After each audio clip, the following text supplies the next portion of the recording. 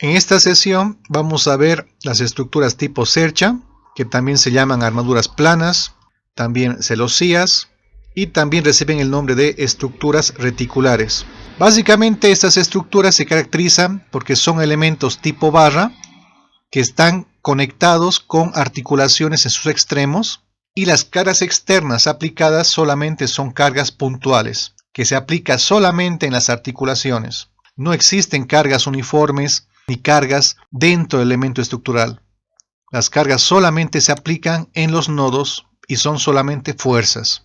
La notación que vamos a usar son líneas rectas y en los extremos finales vamos a usar este símbolo de articulación. Y aquí están los tipos de apoyo. Entonces veamos las características de las cerchas. Todas las barras son rectas con articulaciones en sus extremos.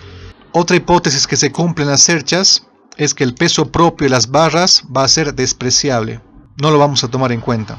Y las cargas externas aplicadas solamente son fuerzas puntuales que se aplican en los nodos, en las articulaciones. Con estas tres hipótesis vamos a demostrar cómo se comporta una estructura tipo cercha. Entonces lo que vamos a hacer es, para una barra genérica, vamos a aislarla, vamos a hacer un corte imaginario en las articulaciones, en los extremos de la barra. Entonces, al ser articulaciones, hemos dicho que el momento como fuerza interna es 0 y por tanto solamente tendría que tener la barra dos fuerzas internas, una en el eje X y otra fuerza interna en el eje Y. Ahora, esta barra tiene que estar en equilibrio porque estamos partiendo de la idea de que toda la estructura está en equilibrio. Para que la estructura esté en equilibrio, entonces vamos a ver qué condiciones tienen que cumplir estas fuerzas internas dentro del elemento barra. Para cumplir el equilibrio, vamos a ver el primer caso cuando, por ejemplo, la fuerza Y sea vertical. Si la fuerza Y, como fuerza interna, es vertical hacia arriba, necesariamente en el otro extremo tiene que estar en el sentido contrario para que la suma de fuerzas en el eje Y sea 0. En este caso vamos a tener dos alternativas. Una, que la fuerza Fx esté en la derecha, por tanto automáticamente en el otro extremo la fuerza Fx tiene que estar en sentido contrario para cumplir el equilibrio. Y la otra alternativa es que Fx esté en el sentido contrario. Entonces en el otro extremo también f de x tiene que estar en sentido contrario para que la suma de fuerzas en el eje X valga 0. ¿Qué pasa con los momentos? Porque en estática dijimos que no solamente es suma de fuerzas, sino es suma de momentos, tiene que ser 0. En la primera alternativa, aquí están generando un brazo mecánico que es igual a f de x por su brazo que es L de y, mientras los otros dos vectores están formando otro brazo, otro momento, que es igual a f de y por Lx. Y ambos momentos tienen sentidos contrarios. Lo que se están restando, se está cancelando. O sea que se está cumpliendo el equilibrio. Pero en cambio, en la otra alternativa, tanto el par de momentos en X, por ejemplo, tienen el mismo sentido que el par de momentos en el eje Y. Esos dos momentos nunca se van a anular, solamente se van a sumar. Por tanto, la suma de fuerzas nunca va a ser 0. Entonces, para la primera alternativa, solamente tenemos una opción correcta para que se cumpla el equilibrio. Vamos a llamarlo caso A. Ahora veamos la otra alternativa, en la cual ahora el vector Fy, como fuerza interna, ahora esté hacia abajo. Ahora, si está hacia abajo, necesariamente en el otro extremo, el Fy tiene que estar hacia arriba para cumplir la estática de la suma de fuerzas en el eje Y que sea 0. Ahora, tenemos dos alternativas. Una, que la fuerza en X tenga este sentido, por tanto, automáticamente en el otro extremo tenemos que tener el sentido contrario para que la suma salga 0. Y la otra alternativa es que tengamos una fuerza f de x en el otro sentido y automáticamente vamos a tener otra fuerza en el otro extremo de sentido contrario. Aquí, por ejemplo, fíjense que f de x está generando un momento del par de fuerzas que es igual a la fuerza por el brazo, que es f de x por su brazo que es Ly, en este sentido. Mientras que aquí se está generando otro par de fuerzas en sentido contrario, que es igual a la fuerza, que es Fy por su brazo, que es Lx. El giro de estos dos momentos se está cancelando. Pero, en la primera alternativa, tanto este par de fuerzas está generando un momento en este sentido, y el par de fuerzas de la fuerza en el eje Y están generando también un momento en el mismo sentido. Por tanto, esos dos momentos nunca se van a cancelar. Por tanto, en el primer caso no se está cumpliendo el equilibrio y solamente estaríamos cumpliendo el equilibrio en este caso. Vamos a llamarlo caso B. Entonces, fíjense que aquí solamente tenemos dos alternativas para que se cumpla el equilibrio. Hemos llamado el caso A, que es este, y la segunda alternativa es el caso B, que es este. Veamos qué significa cada uno de estos casos. Empecemos con el caso A. Aquí está el caso A, lo hemos copiado nuevamente aquí. Entonces, aquí yo tengo la fuerza en X que está multiplicando, va a pasar a dividir aquí en el otro extremo, y el Lx que está multiplicando va a pasar a dividir, y tengo esta ecuación. Esta ecuación es una ecuación de semejanza, porque al final de cuentas, fíjense que aquí yo tengo f de x, y si yo lo voy a sumar al vector fy, lo que yo estoy obteniendo es un vector resultante, que lo voy a llamar C, por compresión. Tengo aquí lo que es el triángulo formado por la resultante de fuerzas. Y por el otro lado, lo que yo tengo aquí es la geometría de la barra. Esta es la longitud de la barra, esta es su longitud Lx y esta es su longitud Ly como proyecciones.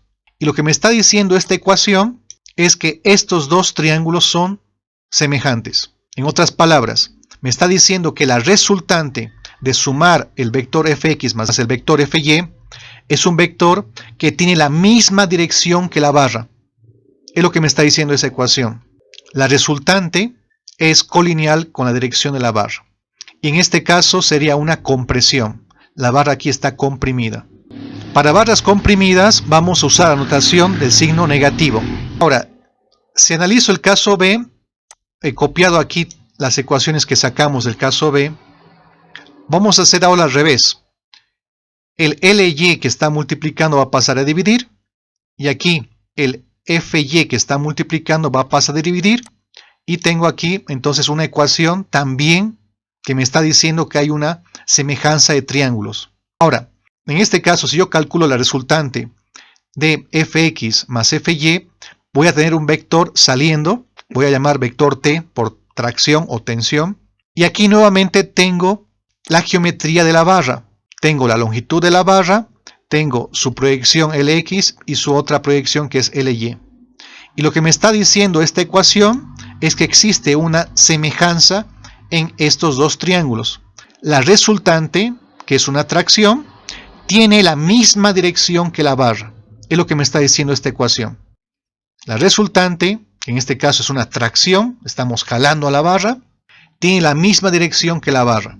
Y a la tracción, lo que vamos a hacer es usar el símbolo de más. Entonces aquí demostramos que usando estas tres hipótesis, demostramos que las barras en las cerchas, para que estén en equilibrio, ellas, la única posibilidad es que sean barras que estén a compresión o barras que están trabajando a tracción. Entonces, las barras en una cercha, ellas solamente pueden trabajar en tres estados. En tracción, vamos a usar el símbolo más. Pueden ser barras que estén sometidas a compresión, vamos a usar el símbolo de menos.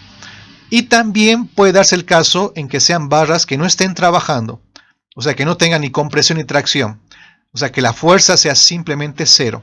Estos son los únicos tres estados que puede tener un elemento de la barra dentro de una cercha. Entonces no existen aquí diagramas de momentos flectores ni cortantes, solamente existen fuerzas axiales. ¿Y cómo puedo resolver una cercha? El método que vamos a aprender para resolver una cercha es el método de los nodos. ¿Cómo vamos a trabajar el método de los nodos? Lo que vamos a hacer es siempre vamos a asumir que las barras, todas las barras de la cercha vamos a asumir que están traccionadas, o sea que todas son positivas. Entonces, si las barras están sufriendo tracciones, positivo, son fuerzas que están estirando a la barra, lo que el nudo siempre va a sentir, siempre va a ser una fuerza opuesta. Entonces, cuando hagamos la estática del nodo, siempre vamos a dibujar fuerzas saliendo del nodo. Aquí yo, por ejemplo, tengo igual el nodo del extremo final. Siempre las tracciones vamos a dibujarlas como vectores saliendo del nodo. Y fíjense, como estamos asumiendo que todas son tracciones, si la respuesta es positiva, es una tracción. Y si la respuesta es negativa, directamente es una compresión. Y eso es asumiendo siempre que la fuerza está saliendo del nodo. El sentido del vector siempre va a estar saliendo del nodo. Entonces, el método de los nodos lo que significa es que vamos a hacer la estática en el nodo. Es como si estaríamos haciendo el diagrama del cuerpo libre solamente del nodo. Bien, aquí solamente les quería indicar unas palabras técnicas. Existe la palabra técnica de bielas y tirantes, por ejemplo. Bielas se refiere a que son elementos a compresión y la palabra tirantes se refiere a que son elementos que están traccionados o tensionados. Por eso se dice que una cercha es una estructura formada por bielas y tirantes. Bielas son compresiones y tirantes son tracciones. Bien, aquí tenemos un ejemplo de una cercha. Entonces, lo que vamos a hacer en una cercha es dibujar las reacciones. Y lo que vamos a hacer ahora es el diagrama del cuerpo libre de cada uno de estos nodos, por separado. Entonces, por ejemplo, en el nodo B, yo tengo 3 barras. Entonces yo voy a dibujar 3 vectores saliendo. Y la forma fácil de usar la notación es usar las letras. La primera letra es el nodo inicial y la segunda letra es el nodo final. Entonces esta es la tensión que va del nodo B al nodo A. Esta en cambio es la tensión que va del nodo B al nodo D. Y esta es la tensión que va del nodo B al nodo C. Esta es la notación que vamos a usar. Siempre vectores saliendo, porque estamos asumiendo una tracción. Y la notación es del nodo inicial al nodo final. Entonces este sería el diagrama del cuerpo libre del nodo B, de la articulación B. En el caso del nodo A, fíjense que tenemos 2 reacciones y 2 barras. Entonces aquí está. Están dibujadas las 2 reacciones y las 2 barras. Y aquí les decía, siempre la tensión es saliendo. Y tengo la tensión que va del nodo A al nodo B y la tensión que va del nodo A al nodo D. Bien, aquí tenemos otro ejemplo. Si quiero hacer ahora el diagrama del cuerpo libre del nodo B, tengo 3 barras que le llegan y esos son 3 fuerzas que van a salir. Y la notación es del nodo inicial al nodo final. Por eso es que esto se llama tensión de C, esto se llama tensión de B, esto se llama tensión de A, porque va del nodo D al nodo A. Finalmente, por ejemplo, tengo aquí el nodo C, y del nodo C aquí yo tengo 2 barras. Entonces yo tengo que dibujar aquí 2 fuerzas que están saliendo del nodo C. Y la notación es del nodo C al nodo B, y aquí va a ser este vector del nodo C al nodo D. Ahora entonces lo que tendría que hacer ahora es hacer la estática de cada uno de estos nodos por separado. Y así es como podré resolver el problema, haciendo la estática de nodo por nodo. Bien, del anterior esquema estructural que acabamos de ver, me permite definir el grado de indeterminación estático total de la cercha. ¿Se acuerdan el grado de indeterminación estático cómo se definía? Era el número total de incógnitas menos el número de ecuaciones disponibles que tengo. Del anterior esquema estructural me permite ahora calcular el grado de indeterminación estático de la cercha. Pero ahora aquí hay que tener un poco de cuidado porque en una cercha nosotros podemos tener 2 tipos de redundancia. Una redundancia externa que está referida a las reacciones y una redundancia interna que está relacionada con las barras. Lo que yo puedo es hacer una ecuación para calcular el grado de indeterminación estático total de toda la estructura. Entonces, en esta estructura genérica, ¿qué incógnitas yo tendría en una cercha? En una cercha yo tengo como incógnitas primero las reacciones. En este caso yo tengo 3 reacciones. Pero también lo que yo tengo como incógnita es la fuerza interna que está actuando en cada barra. Entonces, ¿cuántas incógnitas de toda la estructura en total tendría? Es el número de reacciones más el número total de barras de la estructura. Esas son mis incógnitas totales. ¿Y cuántas ecuaciones yo tendría para resolver el problema? En este caso, fíjense, lo que yo tengo es, por cada nodo, yo tengo que hacer suma de fuerzas en el eje X, tiene que ser 0, y suma de fuerza en el eje Y tiene que ser 0, por cada nodo. Entonces, por cada nodo, yo tengo 2 ecuaciones de la estática, por cada nodo. Entonces, puedo definirme ahora mi grado de indeterminación estático global o total, que va a ser igual al número de reacciones más el número de barras que tiene la cercha, menos el número de ecuaciones disponibles, que tendría que ser el número total de nodos que tengo multiplicado por 2. porque ese es exactamente el número de ecuaciones disponibles que voy a poder sacar del ejercicio. Este es un grado de indeterminación estático global, total, porque estoy incluyendo tanto las reacciones como las barras. Pero yo también puedo hacer, por un lado, solamente tomar en cuenta las reacciones, y por otro puedo hacer también tomar en cuenta las barras por separado, porque puede haber redundancia tanto en las barras como en las reacciones. En el caso de las reacciones, vamos a definir el grado de indeterminación estático externo solamente relativo a las reacciones, que va a ser el número de reacciones menos 3. 3 porque 3 es el número de ecuaciones que tiene la estática en dos dimensiones.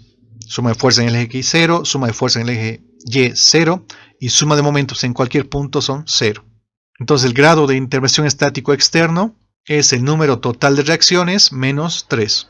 Ahora, para el caso de las barras, vamos a definir el grado de indeterminación estático interno, con este símbolo de la I, y es un número que es difícil de calcular.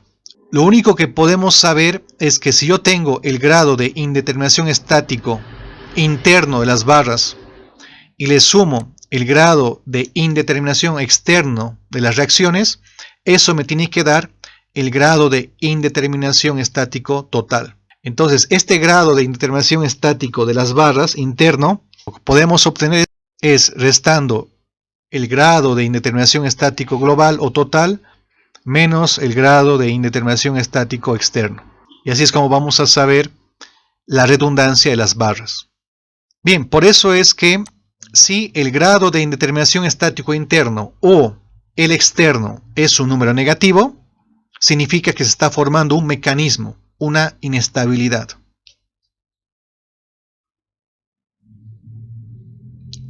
Para que la cercha sea una estructura isostática, el grado de indeterminación estático interno tiene que ser igual al grado de indeterminación estático externo y ambos tienen que ser 0. Entonces vamos a hacer unos ejemplos para que vean que esto es bien fácil. Vamos a hacer el primer ejemplo. Yo tengo aquí, fíjense, mi cercha. Entonces, aquí en mi cercha yo tengo 3 reacciones. ¿Cuántos nodos tengo? Tengo 1, 2, 3, 4, 5, 6, 7, 8, 9, 10, 11, 12 nodos.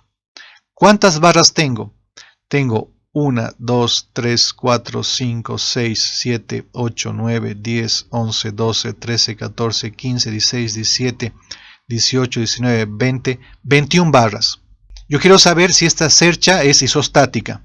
Entonces voy a calcular primero el grado de indeterminación estático global o total. 3 reacciones, lo copio, 3 reacciones, más el número de barras que tengo, más 21, menos 2 veces el número total de nodos. Tengo 12 nodos. Entonces 3 más 21 me da 24, menos 24, eso es 0. Entonces el grado de indeterminación estático total es 0. Calculo el grado de indeterminación externo. Son 3 reacciones, ahí están, 3 reacciones, menos 3 ecuaciones de estática, eso es 0. Ahora calculo el grado de indeterminación interno. Eso es por resta, eso va a ser igual al total menos el externo. Y eso es 0. Por tanto, como el externo y el interno son 0, estamos demostrando que es una cercha isostática. Bien, aquí hagamos otro ejemplo. Fíjense que tengo esta cercha. ¿Cuántas reacciones tengo? Tengo 3. Se acostumbra a usar esta notación cuando, por ejemplo, fíjense, esa notación que me está diciendo que estas dos barras no están chocando en un nodo. Ellas están atravesando una por debajo de la otra. Entonces, en este caso tengo 3 reacciones. ¿Cuántos nodos tengo? Tengo 1, 2, 3, 4, 5, 6. ¿Cuántas barras?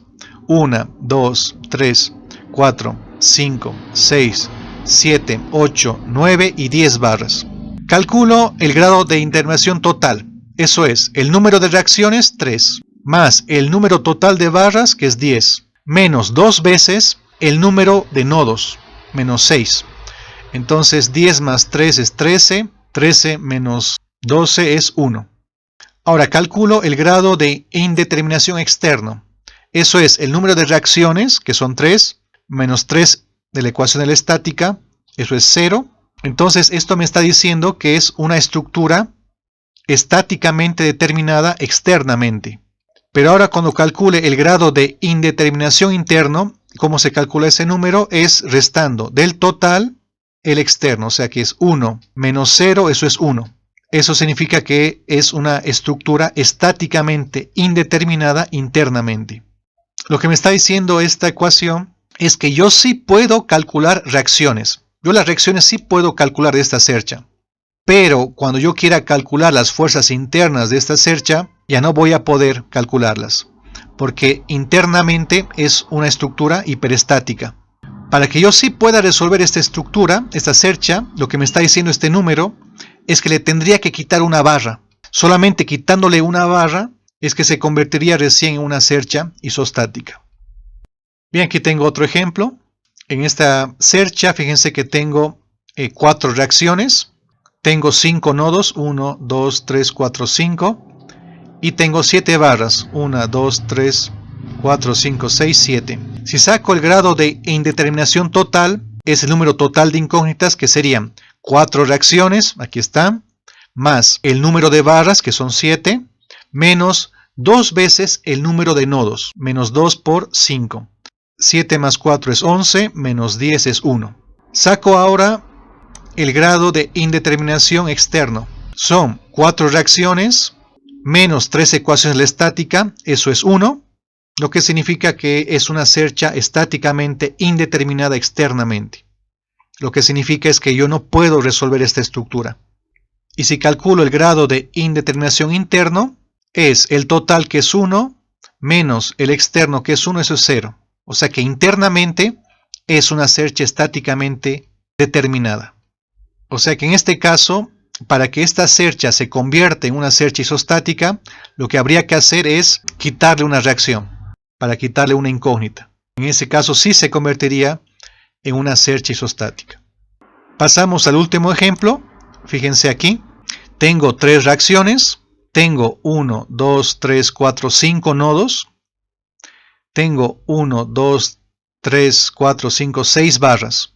Cuando calcule el grado de indeterminación total, es el número de reacciones, que son 3, más el número total de barras, que son 6, menos 2 veces el número de nodos. Tengo 5 nodos. 6 más 3 es 9. Menos 10, eso es menos 1. Menos 1 es un número negativo. Calculo el grado de indeterminación externo. Eso es el número de reacciones totales, que son 3, menos 3 ecuaciones de la estática, son 0. O sea que esto es una cercha estáticamente determinada externamente.